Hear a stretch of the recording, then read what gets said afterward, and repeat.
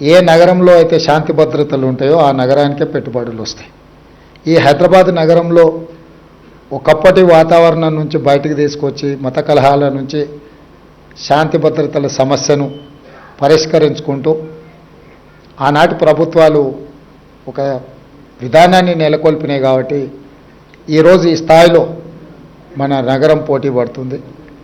తప్పకుండా అది చంద్రబాబు నాయుడు గారు కావచ్చు, రాజశేఖర రెడ్డి గారు కావచ్చు, చంద్రశేఖరరావు గారు కావచ్చు, గత 30 సంవత్సరాలు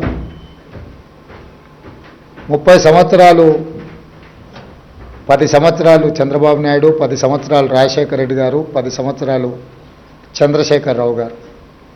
రాజకీయాలు ఎలా ఉన్నా, వాళ్ళ ఆలోచన విధానం ఎలా ఉన్నా, హైదరాబాదు నగర అభివృద్ధి విషయంలో గత ప్రభుత్వాలు తీసుకున్న నిర్ణయాలను కొనసాగించుకుంటూ ఇంకా మంచి నిర్ణయాలతోనే వాళ్ళు ముందుకెళ్ళిండ్రు.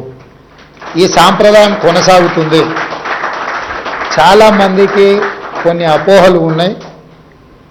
ఆ అపోహలను చర్చించుకోవడం వల్ల ఏం ప్రయోజనం లేదు. గత 30 సంవత్సరాలలో ఈ నగరం ఎంత వేగంగా అభివృద్ధి చెందిందో, ఈ నగరం వేగంగా అభివృద్ధి చెందడానికి గత ముఖ్యమంత్రులు ఏ ప్రయత్నం చేసిండ్రో వాళ్ళ ముగ్గురి అనుభవాల నుంచి పాఠాలు నేర్చుకొని కొత్తగా నూతనంగా ఇంకా హైదరాబాద్ నగరాన్ని అభివృద్ధి పదం వైపు వేగంగా నడిపించడానికే మా ప్రభుత్వం ప్రయత్నం చేస్తుంది.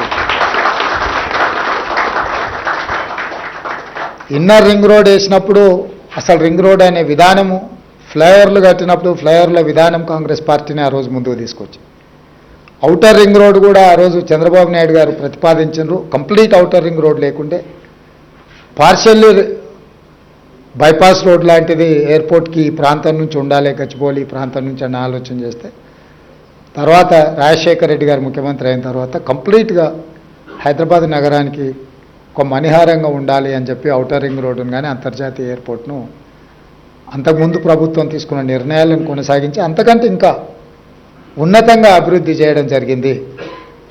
ఈరోజు ఔటర్ రింగ్ రోడ్ తర్వాత రీజనల్ రింగ్ రోడ్డు రావడానికి గత ప్రభుత్వం తీసుకున్న నిర్ణయాలు కేంద్ర ప్రభుత్వం అనుమతి ఇచ్చింది. మధ్యలో కొన్ని కారణాల చేత వాయిదా పడుతూ వచ్చింది.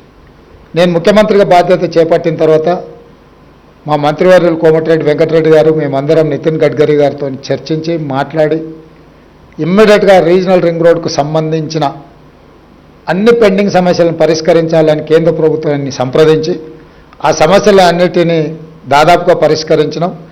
354 కిలోమీటర్స్లో దాదాపుగా 50% రోడ్డుకు సంబంధించిన నిధులు, ల్యాండ్ ఎక్విజిషన్ పూర్తయింది.